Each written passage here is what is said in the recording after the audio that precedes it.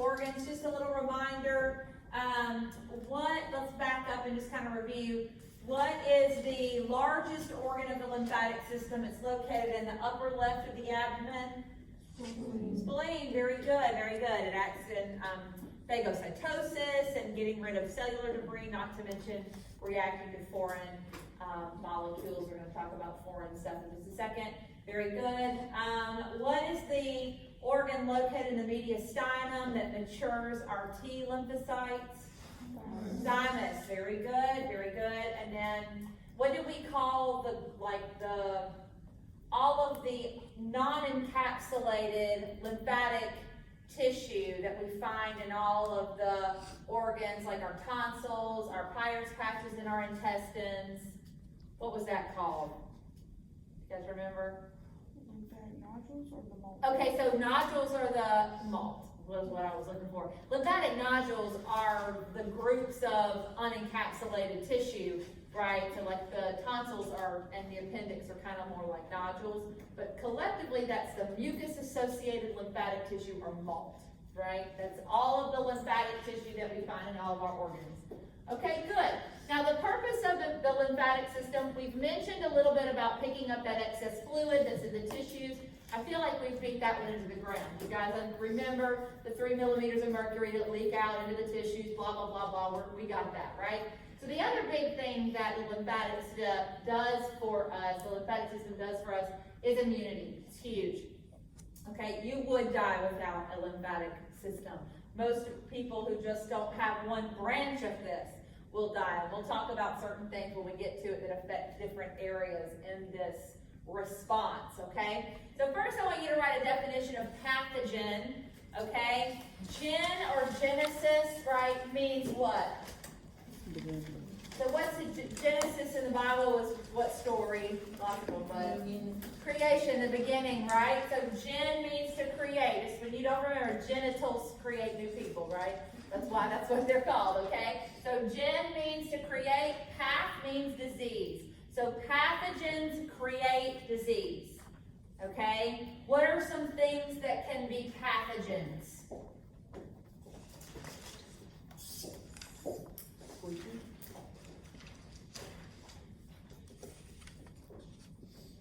Okay, what's coronavirus? The virus. Yeah, that's kind of stupid, but okay, good. What else? Bacteria. Nice. Fungus or fungi. And protozoans.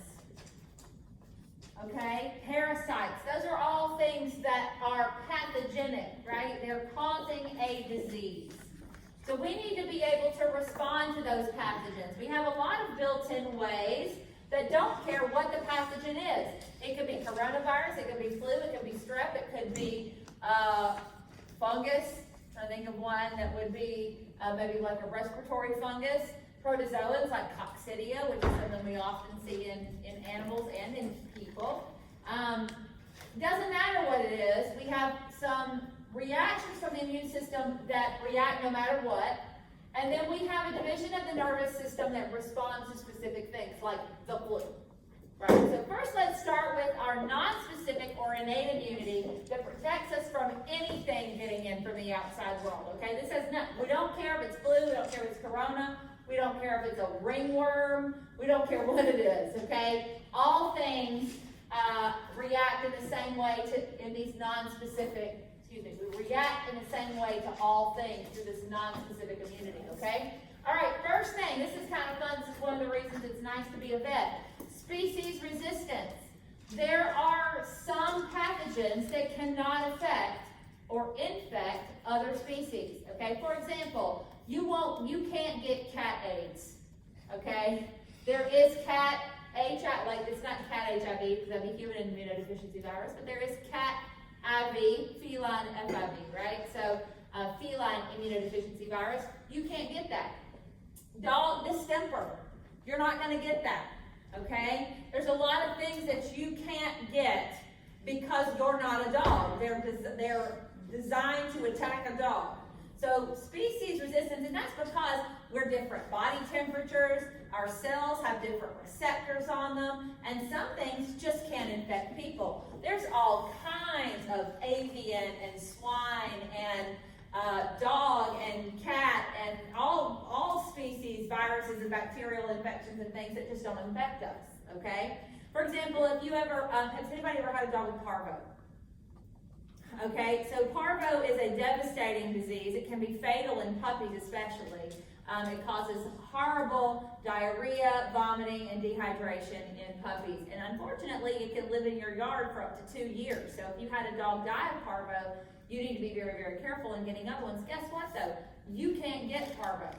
The parvo dog comes in an animal hospital, okay? We have our own parvovirus. If a dog comes in with parvovirus into an animal hospital, we have to isolate it. And I'm talking about we step in bleach, we change gloves, we wear gowns, we put on all kinds of stuff to protect any other animal, any other dog in the clinic from parvo. It is highly contagious to other dogs. But you could go in there and treat that dog and not get sick. You're not going to get parvovirus. We do have a parvo-type virus. It's actually called Fifth's disease. I don't know if you've ever heard of Fifth's, it's a hard word to say, disease.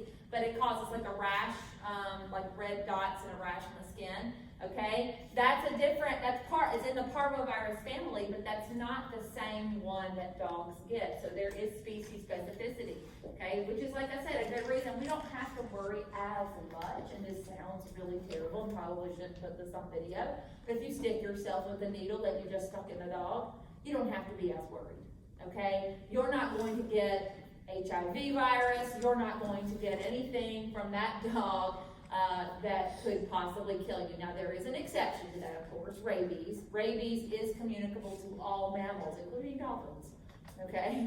Anything that's a mammal can be infected with rabies, okay? We don't really see much dolphin rabies, okay, but it is possible. Now, there are a couple of animals that seem to be immune. Possums seem to be immune.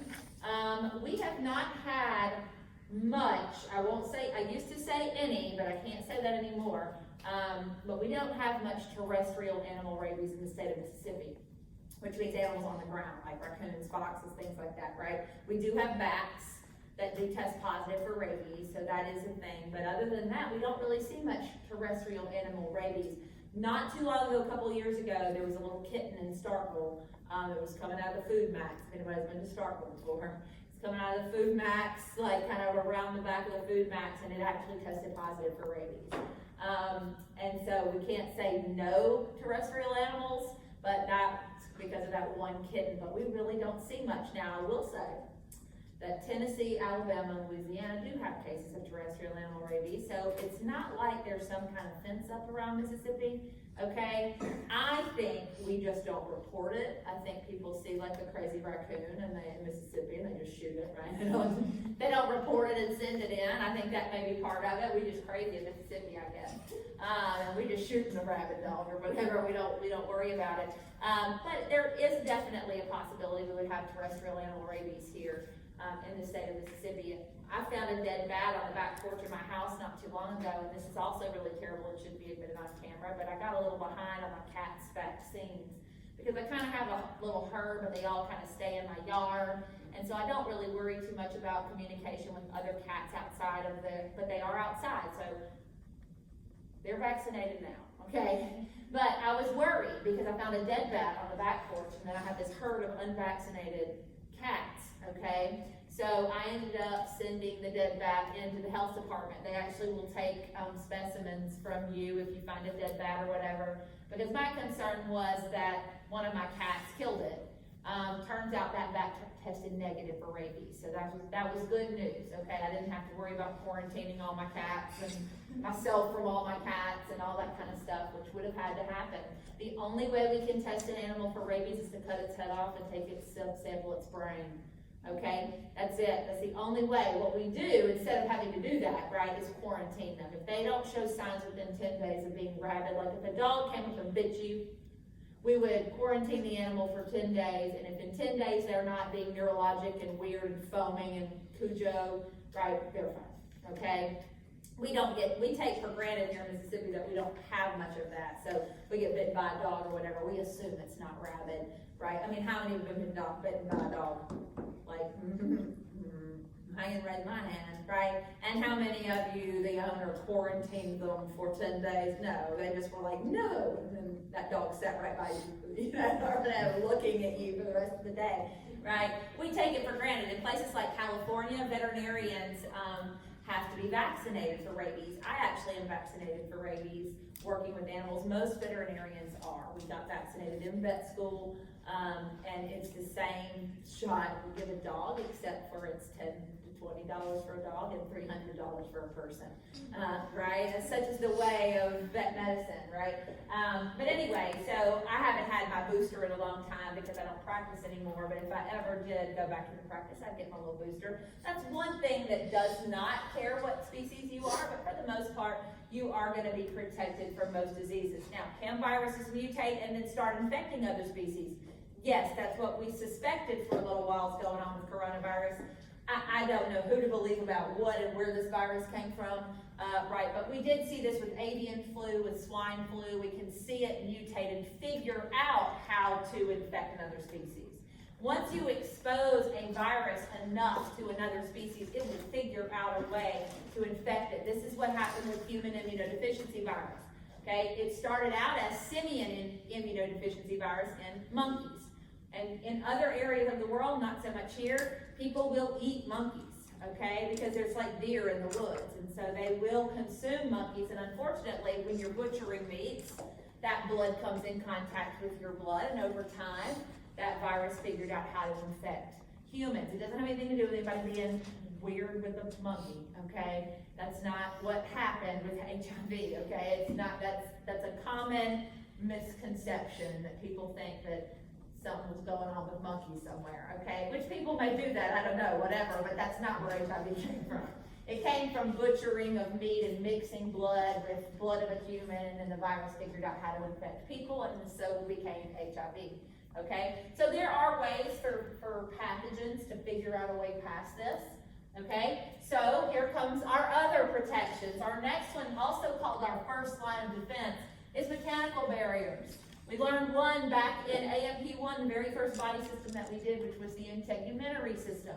The integumentary system was the skin, the hair, the nails, right? That is going to be your first line of defense, right? Why am I not getting some kind of creepy infection touching this desk? Because my skin is keeping it out, right? I can assure you this desk is not sterile. Okay, now if you burned away that skin, now I've invited or have lost that protective barrier, inviting pathogens in because I don't have that barrier anymore. So skin, tears, flush pathogens away from the eye, so that's a good thing, okay? There's also other chemical barriers that we find. I didn't even list these, but other chemical barriers within tears that will help. It's called lysozyme, which will kill bacteria. It's like an antibacterial in your tears, but it's also mechanical. It washes stuff out of your eyes. When you get something in your eye, what's your eye gonna do? Water to try to get rid of it, right? It's watering to try to flush whatever it is out. Okay, good. Mucus is a mechanical barrier. Sweat is a mechanical barrier. Okay, urine is a mechanical barrier. Anything where we're washing stuff off, getting rid of something, right, keeping something from being able to enter the body, that is a mechanical barrier, okay? Now, again, that doesn't care if it's a bacteria, a virus, a fungus. Your skin's gonna protect you from any foreign invader, okay?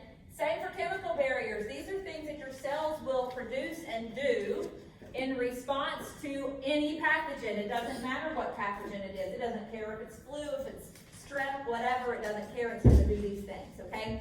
I did forget one, so just add in there another one. It could be like, pre-A, I guess.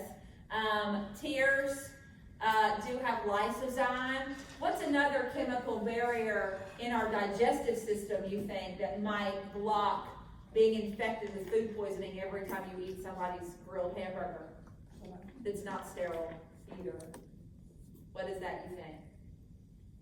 What's in your stomach that's pretty hard to live through? Acid, right? Hydrochloric acid in the stomach, lysozyme in the tears. Those are chemicals that are helping to break down any pathogen membranes so that it will die and it can't infect you, okay? So those are kind of basic ones. Now, to get a little more complicated, you have all these cool little cool little chemicals that can be released from different cells within the body, depending on who's been exposed to what. Interferon is actually released from an infected cell. So let's say that Camilla is infected. Okay, we're all cells, and we all live by each other, and she got infected. Okay, she is going to produce these proteins that will leak out of her cell membrane and tell all of y'all or all of us around her, hey, I got this virus. Y'all might want to make these too, so that you won't get sick and you can fight off this infection. It'll actually block that pathogen from being able to enter the cell. So she's helping you out, right? Unfortunately, she's going to die, sorry, right?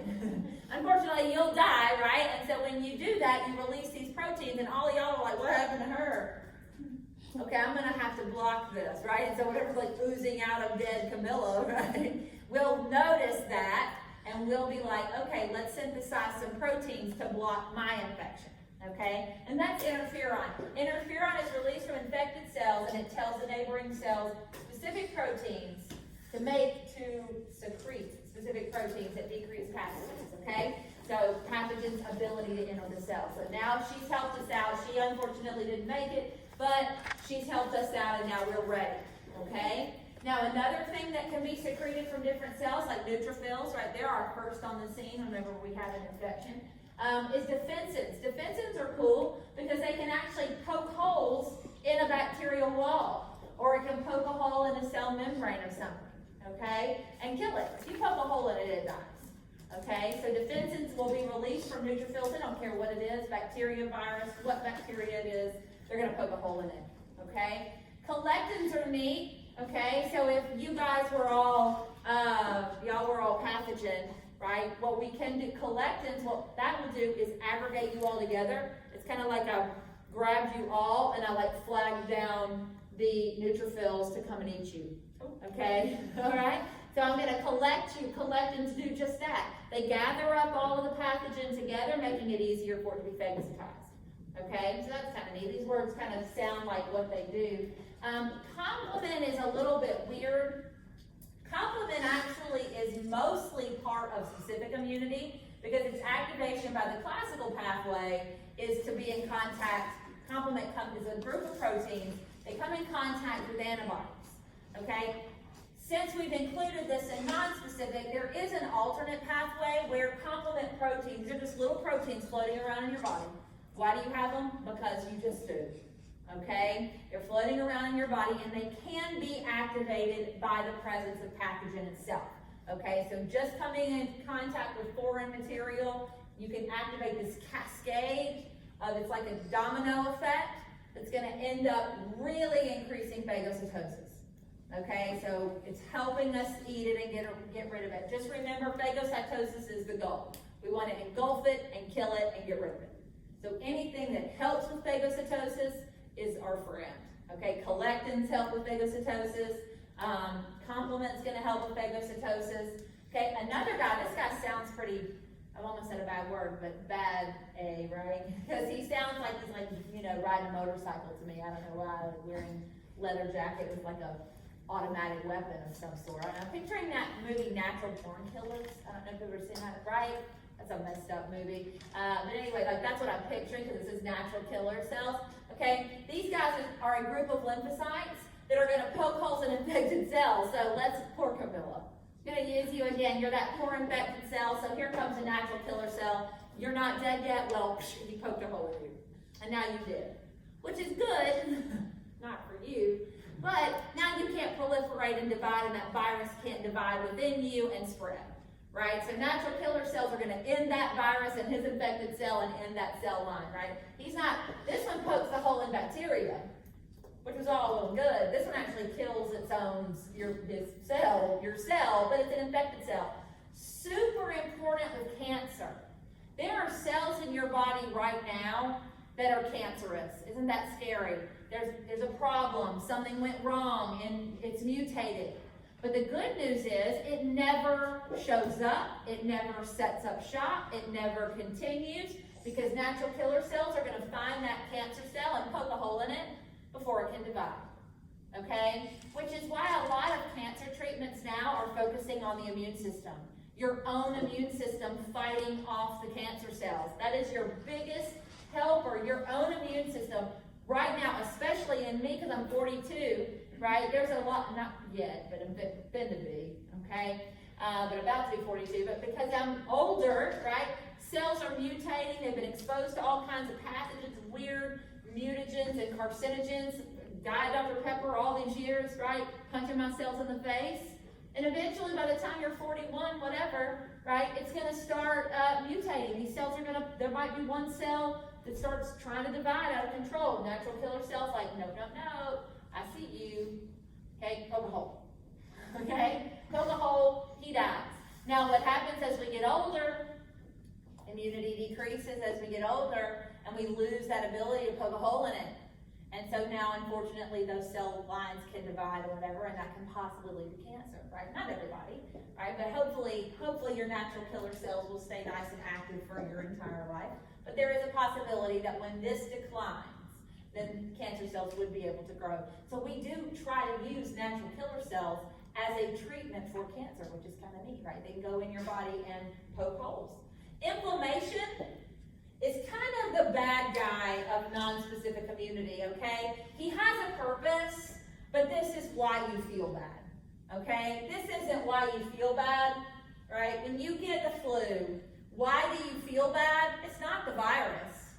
The virus is doing its own thing, whatever, it's this, okay? Inflammation is, it's one of those things where, like, remember like the medicine your mom gave you and said it's like for your own good, but you didn't want it, right? Okay? That's kind of inflammation, okay? It sucks, but it's for your own good, okay? So why does inflammation happen? Inflammation happens because, do you guys remember histamine from tissues? Y'all remember that back from when we talked about tissues in chapter 5 and AP1 somewhere? The histamine was released from mast cells. Our old friend, the mast cell, he was the tattletale of the tissues, and whenever he was damaged, he went and leaked out histamine. Okay, well that damaged tissue activates inflammation, okay? Inflammation is gonna make capillaries more leaky in the area, okay? Because it does that, right, it's gonna dilate those vessels, and it's gonna make them more leaky. So that kind of explains especially these different things we see, right? Redness, why is it red? Increased blood flow. We dilated all the vessels, so now more blood is getting there. Why would we want to do that? Okay, very good. The more blood to the area, the more white blood cells to the area. The more white blood cells, the more, magic word, phagocytosis, right? And so we want to get more blood there so we can clean it up, okay? So that's a good thing, right? It just sucks because it got red, okay? Also, it gets hot. Why is it hot? Increased blood flow, right? Increased blood flow. You remember that blood distributes heat, right? So the more blood in an area, the hotter it is.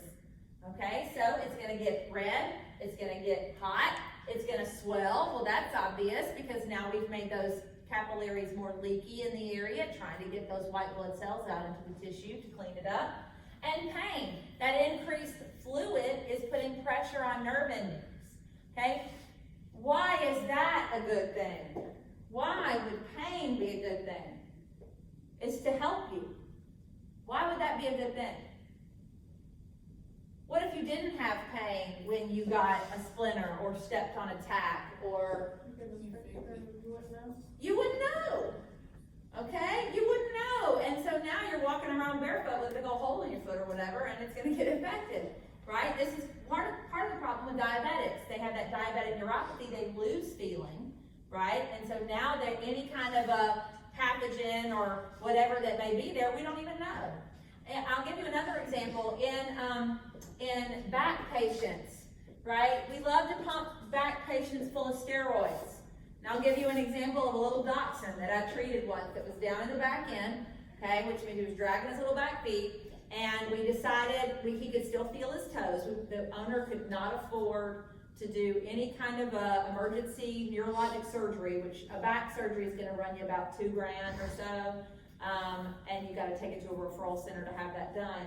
like a laminectomy. We talked about that back in AMP1, I think, at some point, okay? But anyway, so they elected not to do it, and so we decided cage confinement and steroids to decrease inflammation, okay? And actually the little dog did fine, but here's what had to happen.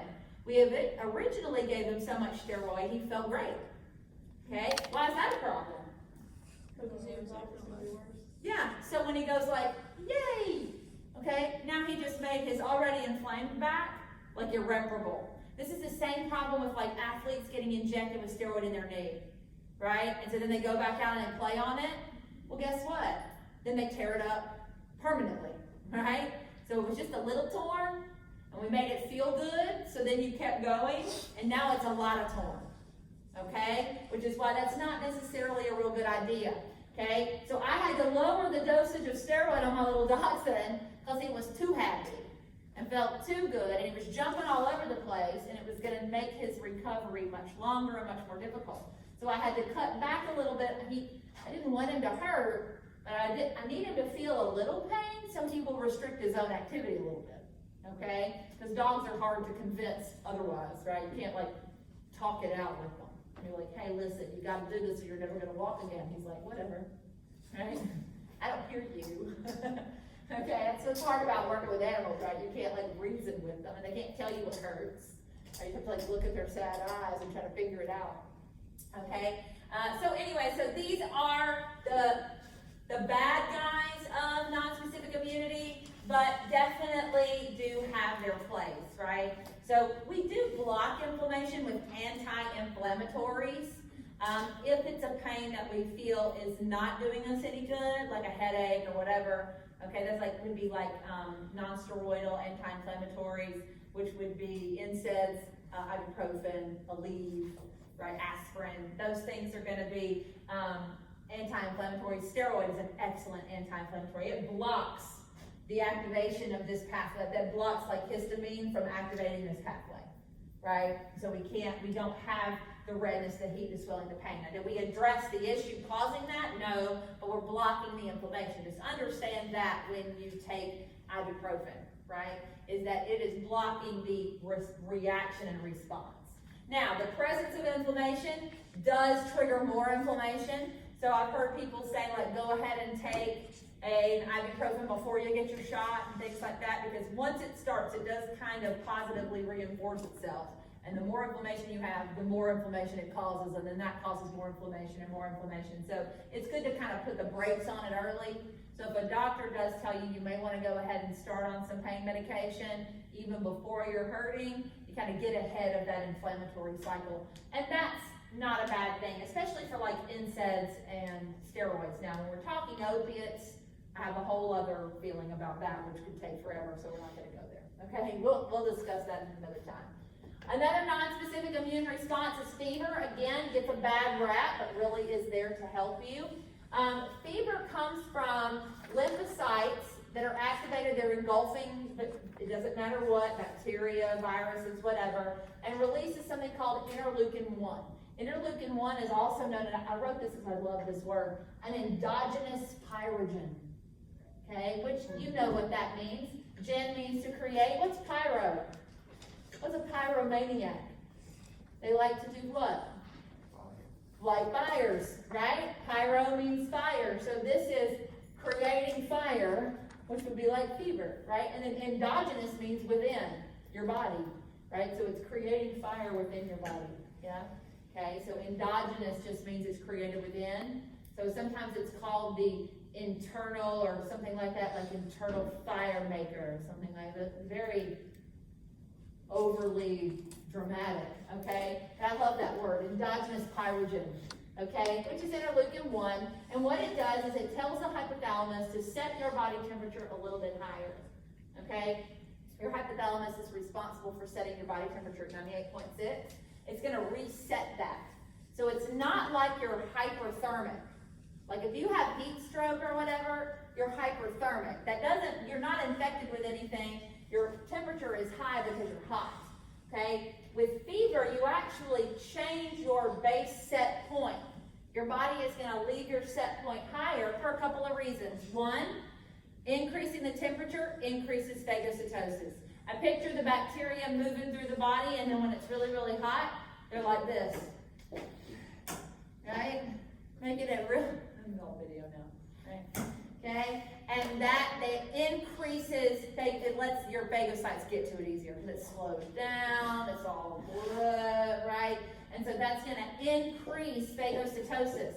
Also, and this is kind of neat, it's going to increase your liver sequestering iron, okay? Bacteria need iron to proliferate, so if we hold it all in the liver, then it's not going to be available for bacteria, okay? So bacteria love iron, okay? But I just was thinking of something. We didn't really mention much about someone who had too many red blood cells back in, we mentioned it just briefly in the blood chapter, which we called it, what did we call it? We called it erythrocytosis, right? Okay, there's also a name for that called hemochromatosis, which is often seen, I may have mentioned that, in people of European descent, but having all of that excess iron makes them more susceptible to infection, okay? Which is why people who possibly have hemochromatosis would be more likely to die or get sick from pathogens that wouldn't normally cause that in anybody else, which is kind of interesting, right? So it's because you have more iron and that allows for more bacterial growth, okay? All right, very good. And then last, I forgot this guy. I think he actually was somewhere further up in the line, but phagocytosis. You've got macrophages wandering around in all your tissues, and they're going to be available to engulf any foreign material they come in contact with, fungus, bacteria, whatever, they don't care what it is, okay? All right, so those are our non-specific immune responses. The way our body is going to respond to things, that doesn't matter what it is, okay? Now, so like this would be like dropping an atomic bomb, right? We just kill whoever, we don't care. This specific immunity is like a sniper.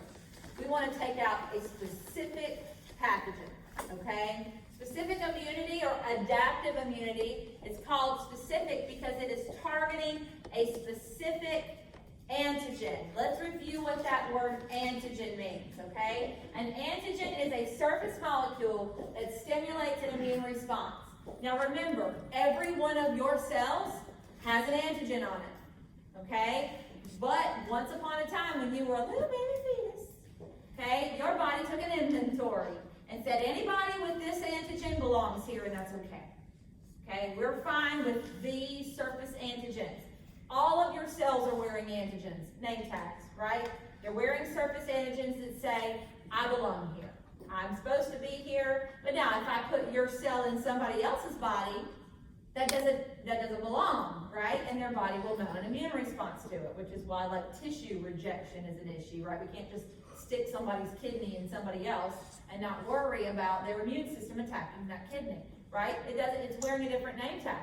You can't help that. You can't change that. Now, surface antigens are more similar in people you're related to, which is why like your sister's kidney, right, is less likely to be rejected because you have more similar name tags on your cells, okay? All right, so an antigen is just a surface molecule that stimulates an immune response. Back in chapter 3 of AMP1, we learned those, like a lot of these are little carbohydrate chains, and we said they were little name tags, right? We said those serve as the little name tags that tell us what cells belong here and what cells don't, okay? Specific immunity is really, really regulated by lymphocytes, the B lymphocytes and the T lymphocytes, and each one is going to do something different. Okay, macrophages and neutrophils and that group of individuals, eosinophils, basophils, that's all non-specific. Those lymphocytes are going to be who can actually target a specific antigen, okay? So, B cells, just real quick, there's a whole section in your book about the origin of lymphocytes and the different kinds. Just remember that all blood cells come from the bone marrow, okay? But they're going to mature in different places, and that's what makes them either T cells or B cells. T cells are going to mature in the thymus. B cells are going to mature in the bone marrow. They're going to stay there, and they're going to mature where they are. The T cells are going to travel to the thymus where they're going to mature there, okay? B cells, actually that B stands for something called the bursa of Fabricius, which is an organ in chickens, where B cells were first discovered. We don't have a bursa, okay? So luckily, where ours mature starts with the same letters, so that worked out, Okay, so bone marrow is where B cells will mature. And then your book goes into a little bit more detail about that I just really don't care. Okay? All right, there are two different kinds of specific immunity. Cell-mediated immunity, this is the main point here. Cell-mediated immunity goes with T lymphocytes. Humoral immunity or antibody production goes with B. Okay? If you learn nothing else from this that I'm fixing to say, please at least get that. I know that'll be like 2 questions on your test. Okay? T lymphocytes belong to cell-mediated immunity. B lymphocytes belong to humoral immunity. Humoral means fluids because it has to do with producing antibodies. Okay? All right, let's talk for a second about cell-mediated immunity. I've abbreviated this as much as I possibly can. Okay? So T lymphocytes, the way they work, okay, they have to be presented. They're a little, snobby, I guess you could say. They have to be presented with antigen on the surface of a cell that's been infected or that has engulfed something. So let's say it's a macrophage. Okay, a macrophage found some virus and engulfed it. Okay, it's going to digest it and break it down within that macrophage. Pieces of that virus will then be expressed on the surface of that macrophage. Okay, so it's kind of like, right, if I'm the macrophage, okay, and I'm going to eat this virus, okay, and then like I break it down or whatever, and then like I present some of the virus antigen on my surface, okay, that's antigen right there, okay, it's growing out of my back, I don't know why, I guess it could have come out of my shoulder or something, okay, and it has to be presented next to a membrane protein called this stands for major histocompatibility complex, okay, which just is a fancy word for I have to present it next to this particular protein that makes me flag down a T cell, okay? All cells have major histocompatibility complexes. Macrophages have a type 1. All cells have type 1, macrophages have type 2. Doesn't really matter. Just know, like, I'm going to present it on my surface next to this little group of proteins.